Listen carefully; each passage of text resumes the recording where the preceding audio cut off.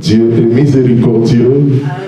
Il nous donne encore cette opportunité d'être dans sa présence pour ce qu'il t'a béni. Amen. Nous allons commencer notre message de ce dimanche 3 avril 2022. Comme je vous ai dit, peuple de Dieu, c'est le premier dimanche du mois d'avril. Et je vous ai dit dans mon live d'hier soir que le mois d'avril, c'est un mois de bénédiction pour l'Église.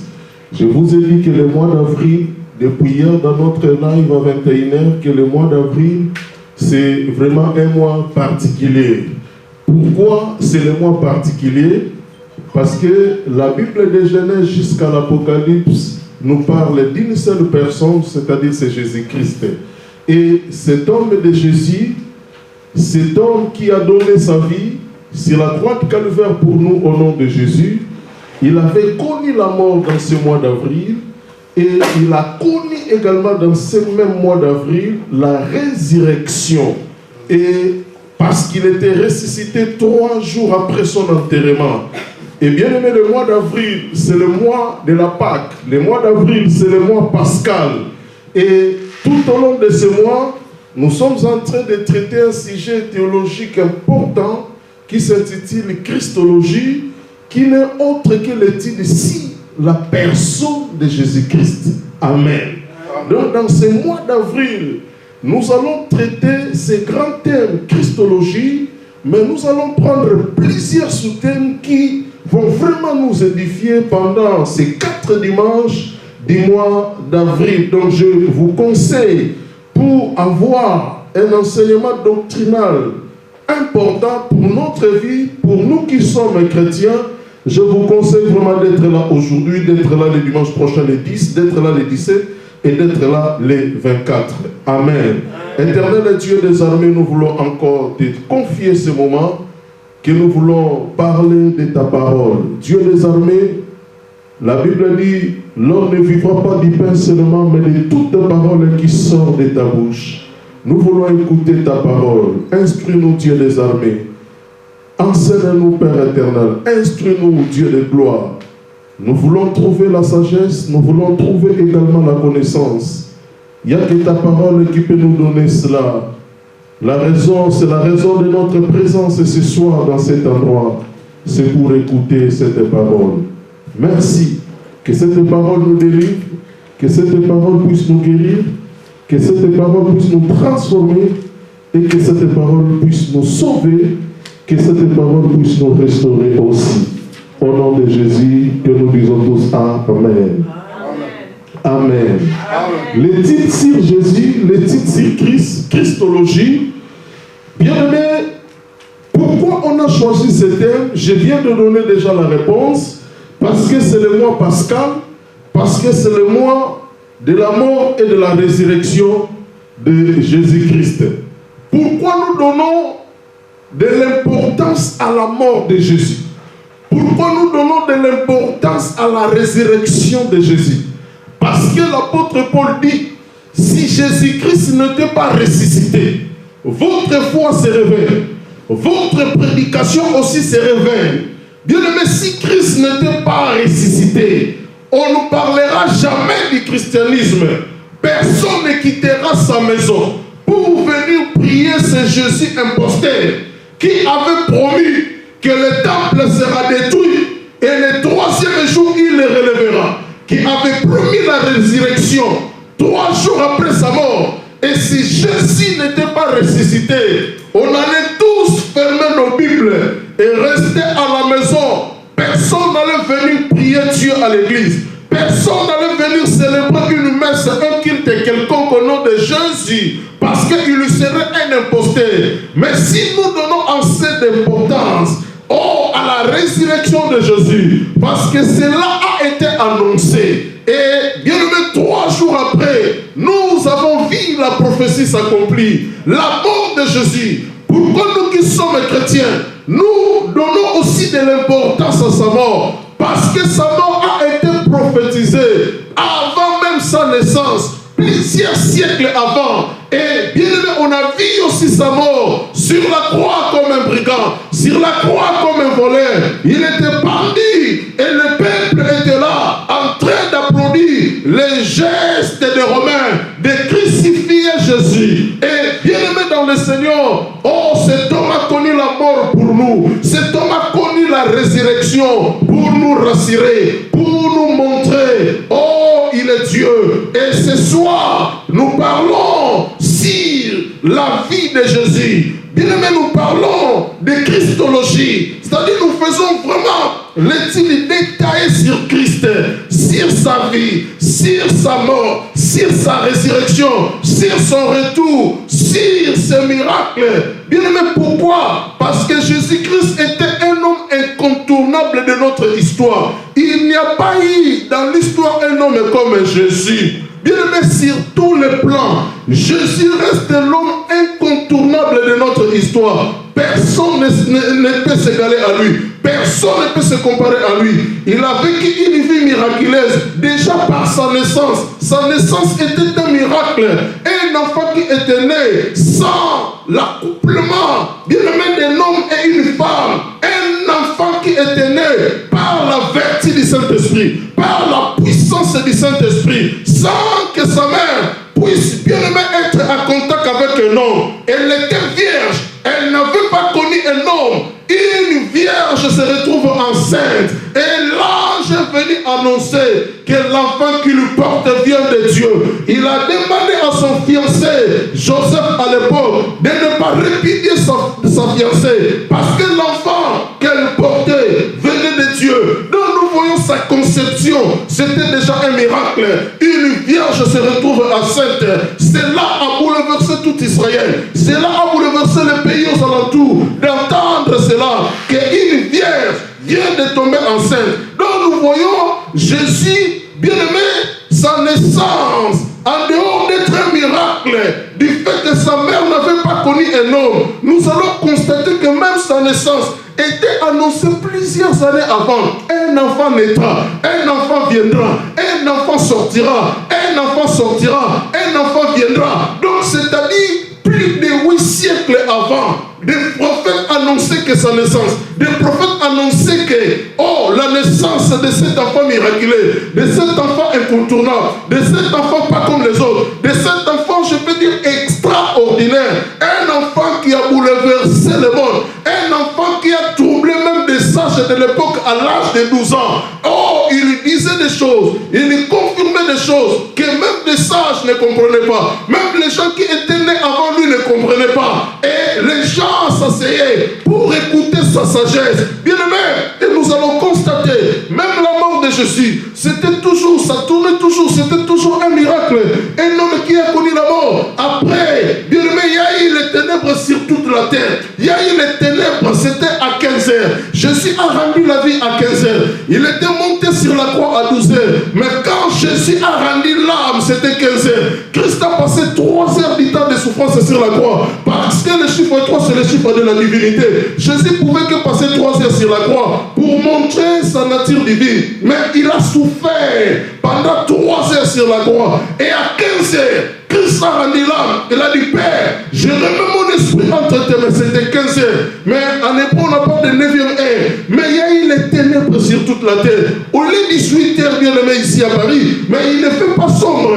Oh, parce que c'est encore 18 heures, c'est encore 17 heures. Mais bien aimé, là, c'était à 15 heures. On a le même climat, on a les mêmes saisons avec Israël. Mais nous voyons à 15 heures, il y a eu les ténèbres sur toute la terre. Les gens qui étaient à côté, mais ne se voyaient pas. Les gens qui étaient tout autour ne se voyaient pas. Parce qu'il y a eu les ténèbres, il y a eu l'obscurité. Et les gens ont regretté l'acte de crucifier cet homme. Parce qu'après sa mort, ils ont compris que celui-ci c'était Dieu. Celui-ci c'était le Messie. Parce que quel est cet homme-là qui peut rendre l'âme à 15 heures? Et il y a les ténèbres comme ça sur toute la terre. Pendant quelques minutes, il y a eu les ténèbres. Même ces détracteurs avaient compris par la suite. Non, cet homme était vraiment un prophète. Comment, à l'annonce de sa mort, il y a les ténèbres sur toute la terre.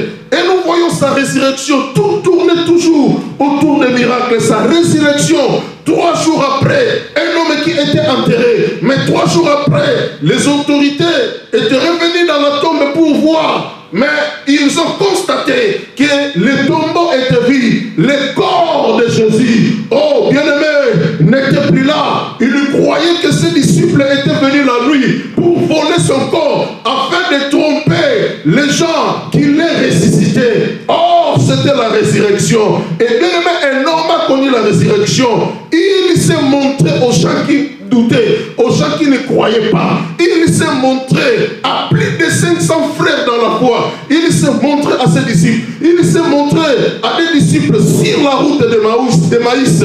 Il s'est montré à beaucoup de gens, aux disciples qui péchaient. Oh, bien-aimé, sur les lacs, il s'est montré aux disciples. Il a fait à plusieurs apparitions avant de pouvoir retourner auprès de son Père, à la droite de la majesté divine, dans les lieux célestes. Et je vous ai dit, lorsque nous disons que Jésus est à la droite du Père, ce n'est pas à les côtés. Ce n'est pas qu'il est du côté droit de Dieu. Dieu est là et il est du côté droit. Non, la Bible a utilisé cette expression pour parler de la droite. Il est à la droite de la majesté, oh, dans les lieux célestes, pour dire il est dans une position privilégiée. Il est au ciel dans une position de gloire. Il est au ciel dans une position de supériorité. Il est au ciel dans une position de bonheur. Il est au ciel dans une position satisfaisante. Il est au ciel dans une position rassurante. Il est au ciel dans une position meilleure. Il est au ciel, oh bien-aimé, non comme un esclave, non comme un serviteur, mais il est au ciel dans une position élevée de gloire. Et la Bible parle de la droite.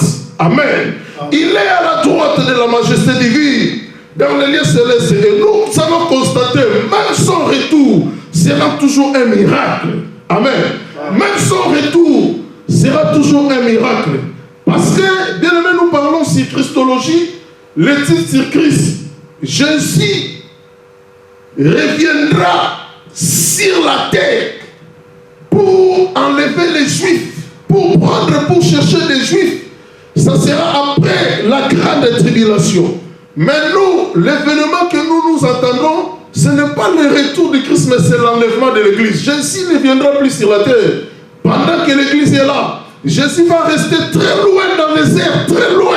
C'est l'Église qui va monter à la rencontre de Jésus dans les airs. Il viendra avec les cortèges. Il viendra avec les anges du ciel. Et il va rester très loin là-bas. Et les morts en Christ ressusciteront premièrement. Et ceux qui seront vivants, oh, prendront l'envol pour aller à la rencontre de Jésus dans les airs. Mais le retour de Jésus, ça sera après l'enlèvement de l'Église. Là, le diable prendra le monde pendant 7 ans. Et à la fin de 7 ans, dans la période de la grande tribulation, c'est là où Jésus va descendre sur la terre.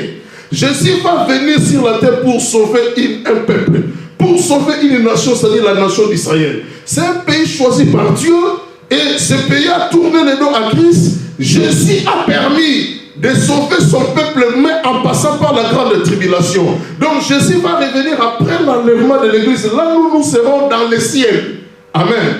Parce que lors de l'enlèvement, nous serons dans le ciel.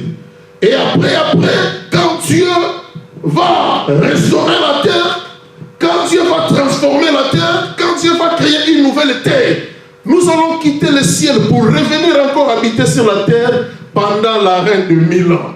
La reine de Jésus sur la terre avec son peuple. Amen.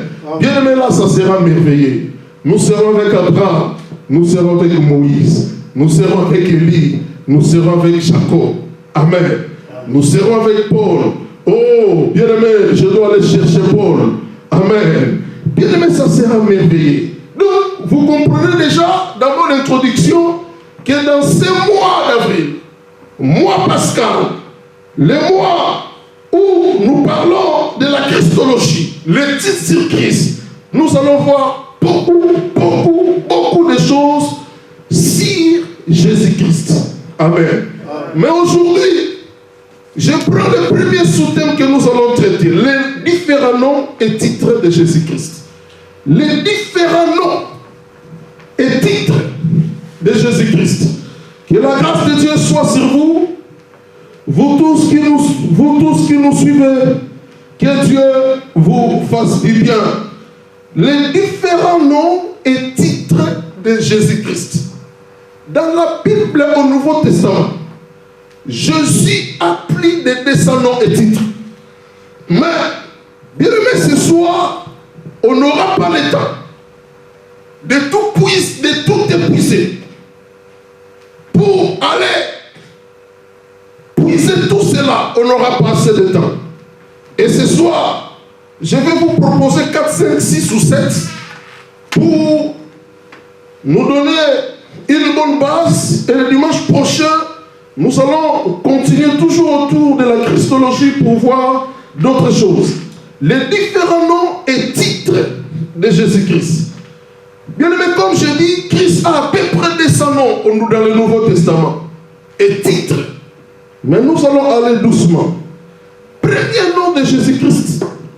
Premier titre de Jésus-Christ. Dans la Bible, Jésus a reçu le nom de la pierre angulaire. Ou la pierre de l'angle, c'est la même chose.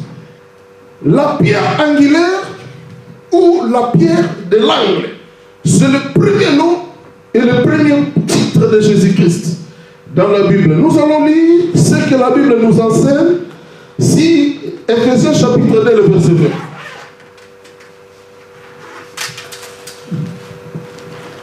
20. Ephésiens chapitre 2, le verset 20. Nous allons lire et après je vais expliquer. Ephésiens chapitre 2, le verset 20. La Bible dit, vous avez été édifiés sur les fondements des apôtres et des prophètes. Jésus-Christ lui-même étant la pierre de l'angle. Jésus-Christ lui-même étant la pierre de l'angle. Ephésiens 2, 20. Bien aimé, la pierre angulaire ou la pierre de l'angle, c'est le premier et titre de Jésus que nous retrouvons dans la Bible. Jésus est la pierre de l'angle. Je ne sais pas si nous tous nous comprenons la pierre de l'angle. La pierre de l'angle, c'est une pierre qu'on utilise chez les architectes pour essayer de donner la force à la maison. On les place souvent dans des coins d'une maison, parce que ça soutient et cette partie et l'autre partie. C'est la pierre qu'on place à l'angle pour soutenir les deux côtés de la maison, afin de donner la force, afin que la maison soit solide. Et ça, c'est ce que nous appelons la pierre de l'angle. Jésus, dans la Bible, a reçu le nom de la pierre angulaire, la pierre de l'angle.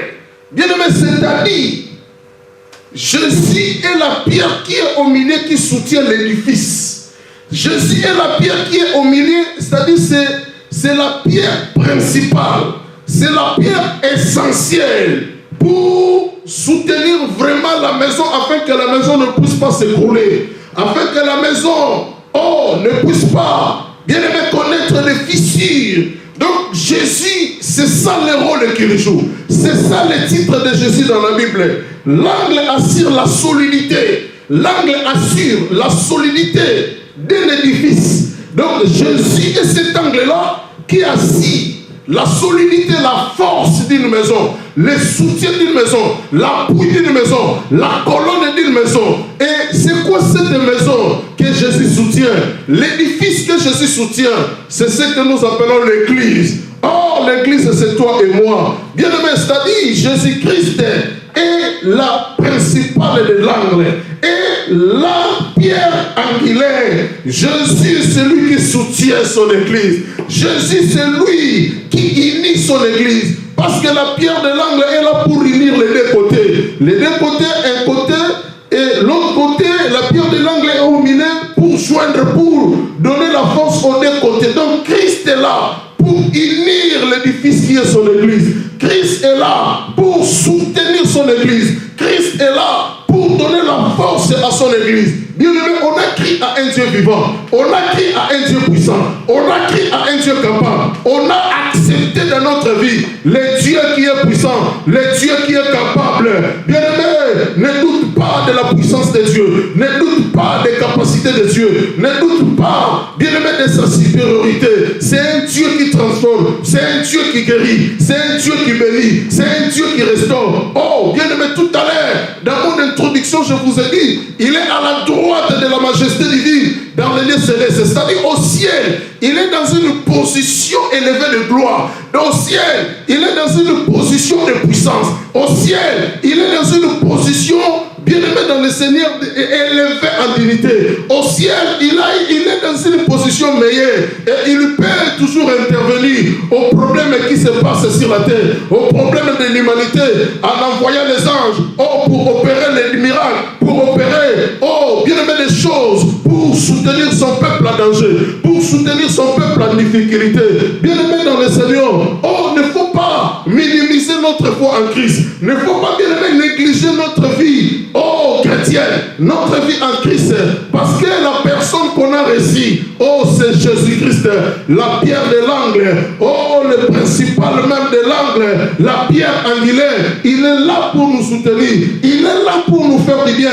Quand bien même le monde nous lâche, quand bien même le monde nous abandonne, quand bien même le monde nous trahit, quand bien même les gens nous donnent des coups, mais Christ Jésus est la principale de l'angle. Il est là, pour nous rendre solides, il est là pour nous rendre forts, il est là pour nous sécuriser, il est là pour nous donner des garanties nécessaires afin que, bien aimé dans le Seigneur, nous ne puissions pas avoir peur. Il est là pour notre réussite, il est là pour notre bonheur, il est là pour notre sécurité, il est là pour notre bien, il est là pour notre élévation, il est là pour notre progrès, il est là pour notre percée, il est là, bien aimé, rien que pour nous faire du bien.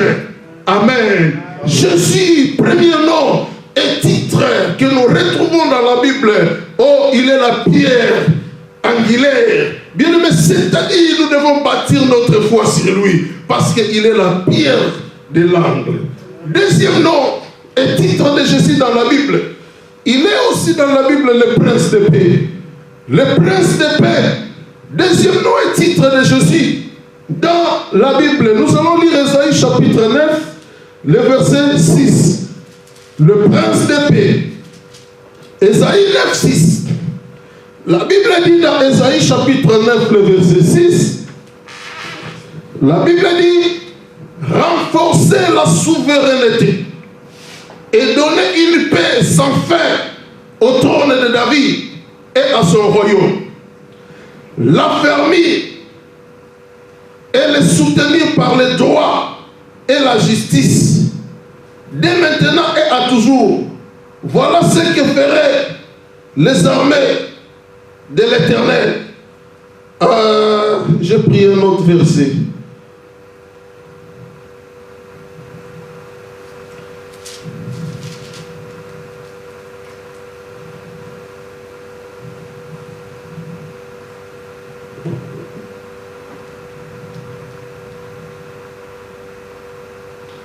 J'ai pris un autre verset. Dans ma version, c'est Ésaïe chapitre 9, le verset 5. J'utilise Thomson, la version Thomson.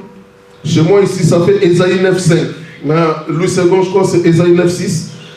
Car un enfant nous est né, un fils nous est donné, et la souveraineté reposera sur son épaule. On l'appellera admirable, conseiller, Dieu puissant, Père éternel, prince de la paix. Prince de la paix. Deuxième titre, deuxième fonction de Jésus, pas en ordre, mais la manière dont moi je l'ai nommé. Ésaïe 9, 5 à 6.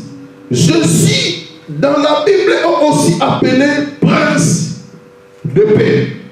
Bien aimé, Jésus est venu dans le monde pour apporter une seule chose, c'est-à-dire la paix, selon la Bible. Il est venu dans le monde pour apporter ce que nous appelons la paix. Amen. Et dans Jean chapitre 14, le verset 27, lorsqu'il s'adressait aux disciples, il a dit que la paix soit avec vous. Et on a adopté cette expression de Jésus. Aujourd'hui, on se salue en disant Shalom. c'est-à-dire que la paix soit avec vous. Jésus utilisait cette expression parce qu'il sait que le monde dans lequel nous vivons est bouleversé par de mauvaises nouvelles. Le monde dans lequel nous vivons, il y a la maladie, il y a des problèmes, il y a des difficultés, il y a le manque de paix à gauche, à droite, il y a de multiples problèmes qui rongent affreusement la vie de l'humanité. Et Christ était là pour consoler l'humanité en souffrance, et à chaque fois qu'il faisait l'apparition, il lui parlait déjà de la paix. Oh, dans Jean 14, 27, il dit que la paix soit avec vous. Je vous donne ma paix. Il dit, je vous donne ma paix. Non pas comme le monde vous la donne.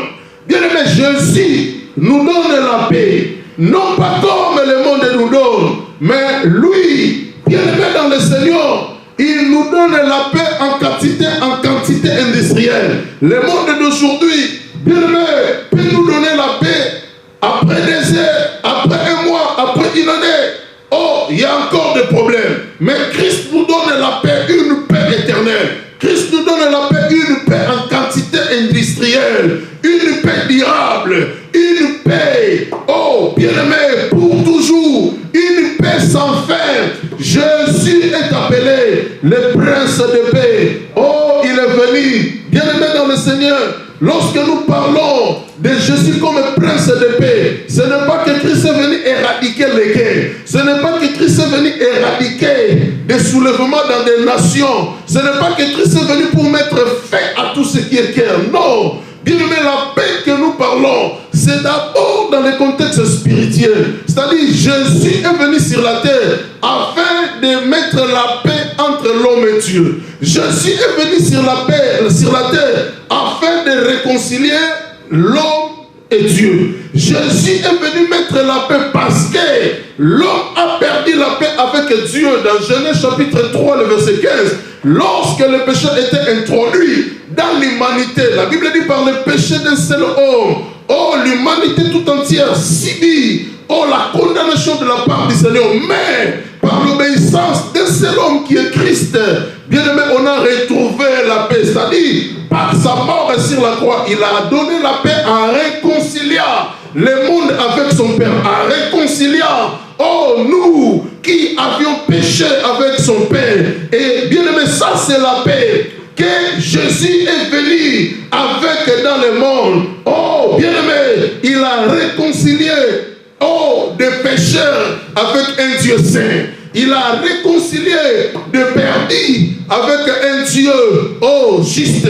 Il a réconcilié des méchants avec un Dieu, oh, bien-aimé, honnête. Un Dieu bon, un Dieu d'amour. Il a réconcilié des aînés avec un Dieu plein de bonté, plein de miséricorde et plein de grâce. Alléluia. Jésus est le prince de paix. Il est là pour nous donner la paix. Il est là, oh, bien aimé, pour la paix de notre vie. Il est là pour que notre spiritualité soit en paix. Il est là pour que notre relation avec Dieu soit au mot fixe. Il est là pour que l'harmonie règne entre nous et Dieu. Il est là pour nous donner, oh, bien aimé dans le Seigneur, encore une vie, oh, spirituelle, stable.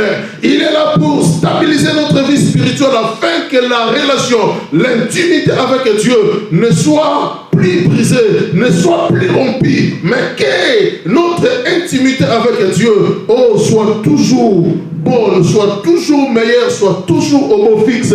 Ça, c'est ce que la Bible appelle Jésus comme prince de paix. Amen. Le monde a perdu. Le monde a perdu des choses après le péché de l'homme dans le jardin d'Éden. Bien aimé, j'avais dit ça au Congo. Quand l'homme a péché, quand le serpent a fait son éruption dans le jardin pour détruire la vie spirituelle de l'homme, pour détruire l'intérieur de l'homme, et tout de suite l'homme avait perdu des choses. L'homme avait perdu premièrement son intimité avec Dieu. Cette intimité-là a été brisée. La relation était restée. Parce qu'une fois sauvé, on a une relation à vie entre nous et Dieu. La relation n'a pas connu de problème. Mais c'est l'intimité, autrement dit la communion avec Dieu, qui était brisée après la chute de l'homme dans le jardin. Ça, c'est la première des choses que l'homme a perdu. Après avoir suivi, après avoir écouté la voix de l'esprit, la voix du diable, il a perdu le premier élément essentiel de sa communion avec Dieu. Et la seconde chose que l'homme a perdu, c'est ce que nous appelons le mandat divin. L'homme avait perdu le mandat divin, le mandat que Dieu avait donné à l'homme lors de la création. Dieu avait donné un mandat à l'homme. Dans ce mandat, l'homme devait régner sur la terre. Dans ce mandat, l'homme devait dominer. Dans ce mandat, l'homme devait prendre possession. L'homme devait assujettir toute la terre. Dans ce mandat, l'homme était le maître de la terre. Donc, c'est-à-dire, dans ce mandat, avant la chute de l'homme pouvait croiser un lion dans les champs, dans la forêt. Et le lion allait fuir l'homme. Et pendant que l'homme avait exercé encore ce mandat divin, l'homme peut croiser un léopard dans le désert. C'est au léopard de fuir l'homme. Parce que l'homme est supérieur au léopard. C'est l'homme qui est créé à l'image de Dieu. Le léopard verra Dieu en face de lui. Le lion verra Dieu en face de lui. Mais bien aimé, l'homme, après sa chute, il a perdu le mandat de Dieu, le mandat divin, le mandat d'assister sur la terre, le mandat de dominer sur la terre. Et l'homme a perdu cela. Aujourd'hui, il suffit tout simplement qu'un serpent rentre là. Bien aimé, on va tous chercher la porte. Bien que c'est par là, on va chercher la porte de l'autre côté. Pourquoi? Parce que l'homme a perdu ce que nous appelons le mandat divin. Pendant qu'on fait ce qu'il décide, un lion rentre. Bien aimé dans le Seigneur, dans cette salle, on va tous chercher la porte de secours. Oh, bien aimé, l'homme que Dieu avait créé, avec ce mandat divin, c'était le mandat de dominer, le mandat de régner, le mandat, quand Dieu disait, tu vas assujettir la terre, c'était vraiment assujettir tout ce qui se met sur la terre. Mais aujourd'hui, l'homme a perdu ce mandat divin à cause du péché et l'homme devient faible. Amen. L'homme devient faible. Le péché affaiblit l'homme. Le péché affaiblit la puissance de Dieu dans l'homme. Le péché affaiblit l'homme. Le péché rend l'homme faible. Mais lorsque, bien aimé, la vie de Dieu prime en nous, oh, cela nous donne la force. Cela nous donne la victoire. Cela nous sécurise. Alléluia. Alléluia. Bien aimé, c'est important d'aimer Dieu. C'est important d'aimer Dieu. J'étais au Congo. Quand les gens de mauvaise vie témoignaient, oh, on a fait récemment des cérémonies dans le monde invisible avec un miroir.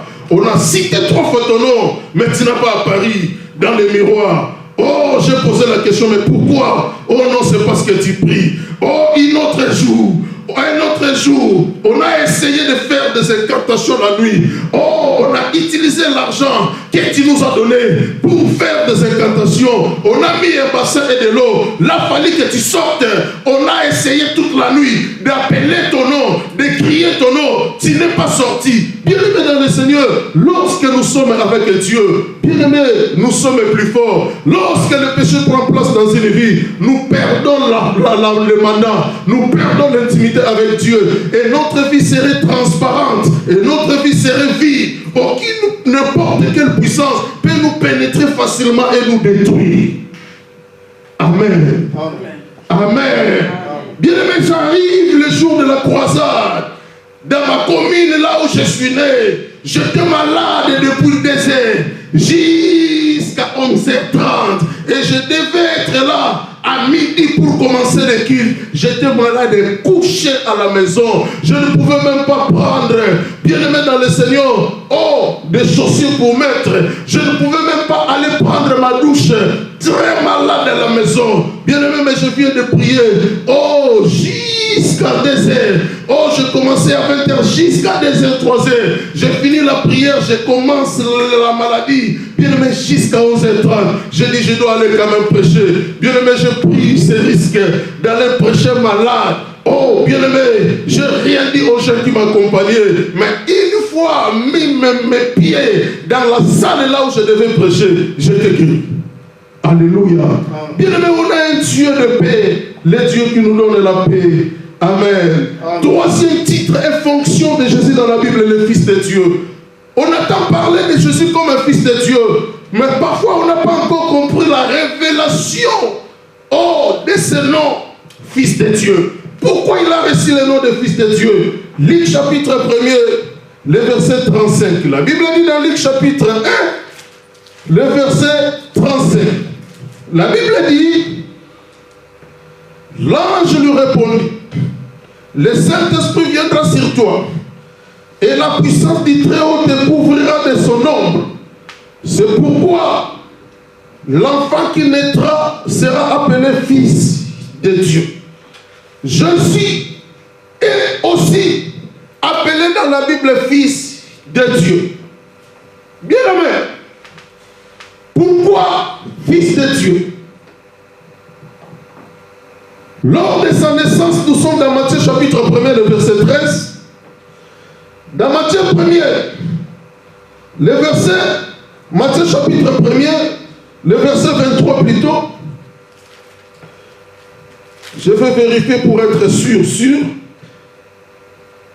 Matthieu chapitre 1, le verset 23. Lors de la naissance de Jésus,